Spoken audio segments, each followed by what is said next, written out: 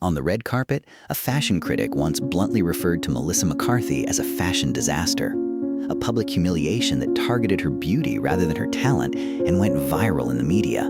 Her crazy comedic parts made the entire world laugh, but behind that was a period when a woman had to face a harsh reality of Hollywood. Even if you have talent, your physique will still be the only thing that defines you. Laughing, she took the stage, although the path there was anything but light. Melissa McCarthy, a small-town girl who abandoned a secure life to pursue acting in New York, endured years of rejection because she didn't fit the mold. She felt excluded even before she had the opportunity to start. Nobody placed a wager on her. Nobody thought she could be a celebrity. The world has to go silent one day.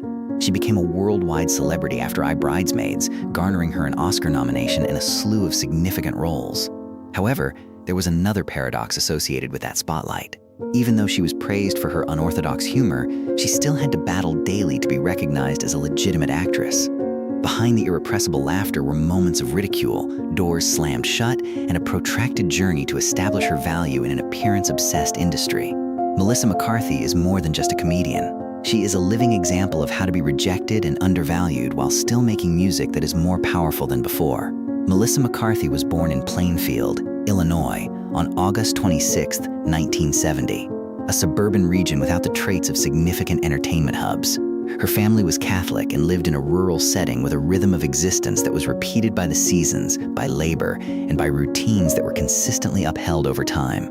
There was no significant disturbance early enough to change the course of life.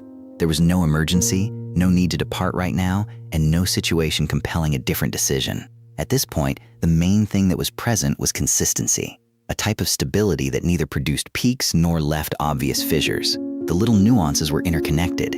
They continued to arrive in the same manner over several days without requiring a name. The duration of a sentence was somewhat longer than a beat. Reaction was slower than normal. How adults responded to the same circumstance without altering their strategy.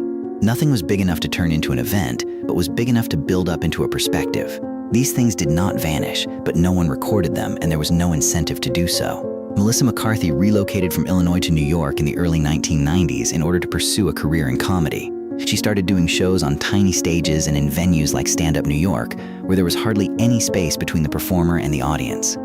Every performance took place in real time, with no predetermined script and no opportunity to make changes after a line was delivered. The response was instantaneous. That's where a line that didn't work ended. A strategy that proved effective was saved for a different occasion and might not be effective in the future. With each appearance, the performance's rhythm shifted. There was no set template to go back to. A strategy that had just worked can immediately lose its impact. With every try and modification, the misalignment persisted and never stayed the same. It did not entirely reject what had previously been developed, but it was carried over when moving into different settings where the way things operated was no longer the same. Melissa McCarthy relocated to Los Angeles and started working at the Groundlings after leaving New York. This was not a place for quick progress. Repeated performances, lengthy improv workshops, and on-stage moments where audience reactions were instantaneous and unprotected were the foundation for everything. If it succeeded, a character could be retained, but it could also vanish completely after just one try. Nothing could be relied upon for an extended period of time. Although her experience there did not garner external attention, it influenced her work style. There was no fixed script to rely on, no complete structure to follow from beginning to end. Every performance was a tweak, preserving what was still effective and eliminating what wasn't. This rhythm did not allow stability, but forced the performer to keep showing up, to keep trying again, even when there was no sign that the next time would be different. She had a minor role in the 1999 film Go. There were several interconnected tales in the movie, with each character just briefly appearing in one before moving on to the next. Her appearance was part of that framework, short without pausing the movie or altering its flow. It was merely a recorded presence on screen rather than a definite advancement, like a lot of others before and after. The majority of the time was still spent outside of movie sets, in waiting rooms, casting sessions, short scripts, and auditions that ended sooner than anticipated.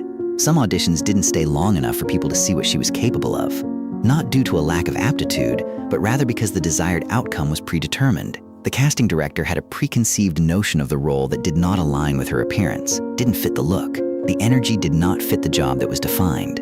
These incidents occurred frequently enough to become a routine aspect of the work. There was nothing left over from those occasions.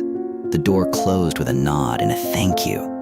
The next individual entered with the same script, brief duration, and conclusion. Nothing was chopped off entirely, but nothing was retained long enough to make a difference.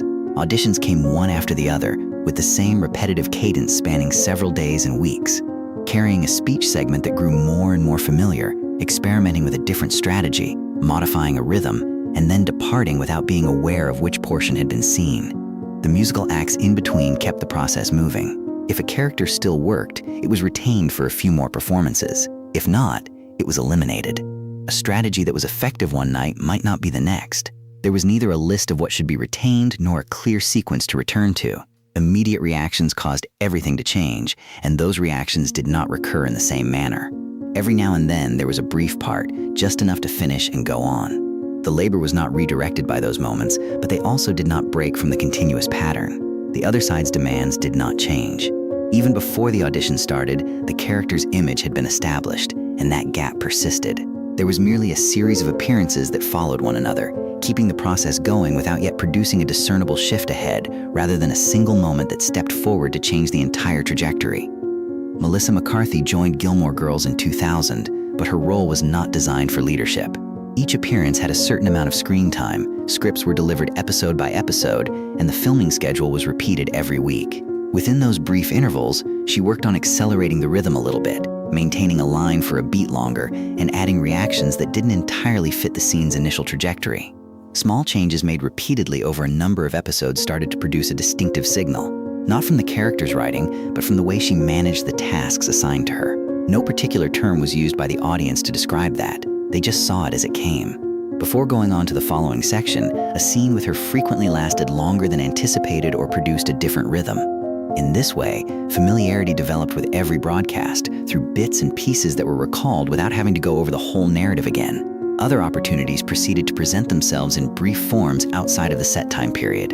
A movie role, a fleeting appearance, and an exit that didn't last long enough to alter the way she was being exploited. The auditions went on with the same pause that had previously occurred. Before she entered the room, the character's image had already been established, and she did not entirely conform to that picture. Even after her name started to be recognized on television, those incidents continued. There were two parallel rhythms in the piece. One gave her a steady position that kept her there week after week.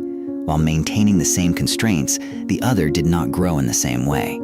Though it did not immediately transform into a wider position, recognition did appear. After stopping at a level that could be seen, it kept repeating in the same manner. Additionally, she started working at a substantially faster speed during this time, although her appearance changed. She started experimenting with numerous variants within the same kind of character in Samantha Who, such as altering the delivery rhythm, prolonging reactions, and holding on to pauses that were typically skipped. These changes demonstrated a definite attempt to move beyond the previously specified work, yet they did not disrupt the show's framework.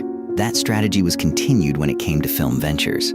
Instead of repeating a single approach, she experimented with a variety of approaches within brief roles, altering emphasis, energy, and positioning herself differently inside the same frame. There were times when produced a clear signal within a scene, but that signal was lost in the subsequent appearance. Every project began anew, as though the previous work had never been done. She didn't stick to a set strategy during auditions. The next time, what hadn't worked was adjusted right away. Her presence was pushed farther than previously, selections were changed, and the rhythm was modified. The initiative was in not repeating oneself, especially in cases when prior attempts at had yielded no conclusive results. However, the position did not alter in the same direction as what had been adjusted inside each time she left the room. The options kept being pushed further, but they didn't come together to form a distinct turning point. Every effort felt like a step forward, followed by a return to the beginning when entering a different area. And when that repeatedly happened, the stagnation resulted not from a lack of effort, but rather from each effort having to start anew since it was unable to maintain a direction long enough for a change to occur. Until that beat was yanked off course at a different moment, the successive attempts failed to establish a distinct transition. Melissa McCarthy played a major part in the 2010 CBS sitcom Mike and Molly, which Chuck Lorre co-created. Molly Flynn's role was scripted as an elementary school music teacher who attends a weight loss support group. The majority of the scenes were around ordinary life and stories related to physical appearance. Therefore, the role had a predetermined trajectory before the actor took over. Her casting was based on years of experience working on television and improv stages, as well as having enough music to maintain rhythm in a live audience filming environment, rather than a string of prior leading roles. Every week, the timetable was set.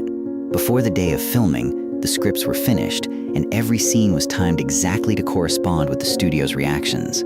A central location emerged, but it also brought with it an already functioning system where all calculations were made before the camera started. She performed the job in a way that did not strictly follow the written path within those bounds. With additional secondary replies that weren't initially included in the primary conversation, lines meant to flow rapidly via punchlines were kept a beat longer. Certain decisions were retained because they